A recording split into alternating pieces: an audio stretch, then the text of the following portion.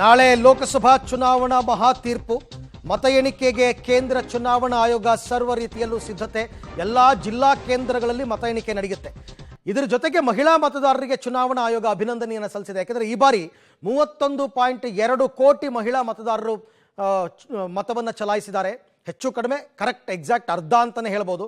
ಯಾಕೆಂದರೆ 64 ಕೋಟಿ ಚಿಲ್ಲರೆ ಒಟ್ಟಾರೆ ಮತ ಚಲಾವಣೆ ಆಗಿರ್ತಕ್ಕಂಥದ್ದು. ಹಾಗಾಗಿ ಅದರಲ್ಲಿ ಅರ್ಧದಷ್ಟು ಮಹಿಳಾ ಮತದಾರರು ಮತ ಚಲಾವಣೆ ಮಾಡಿದ್ದಾರೆ. ಅವರಿಗೆ ಧನ್ಯವಾದ. ಎಲ್ಲವೂ ಕೂಡ ಸುಸೂತ್ರವಾಗಿ ನಡೆದಿದೆ ಅಂತಕ್ಕಂಥ ಮಾಹಿತಿಯನ್ನು ಪ್ರೆಸ್ ಕಾನ್ಫರೆನ್ಸ್ನಲ್ಲಿ ಕೇಂದ್ರ ಚುನಾವಣಾ ಆಯೋಗದ ಅಧ್ಯಕ್ಷರು ಈಗ ಮಾತನಾಡಿದ್ದಾರೆ. 31.2 ಕೋಟಿ ಮಹಿಳಾ ಮತದಾರರಿಂದ ಮತದಾನ ಆಗಿದೆ. ಸೊ ಹಾಗಾಗಿ ಒಟ್ಟಾರೆ 64.2 ಕೋಟಿ ಮತದಾರರು ಮತ ಚಲಾವಣೆಯನ್ನು ಮಾಡಿದ್ದಾರೆ ಓವರ್ ಆಲ್ ಇಂಡಿಯಾದಲ್ಲಿ.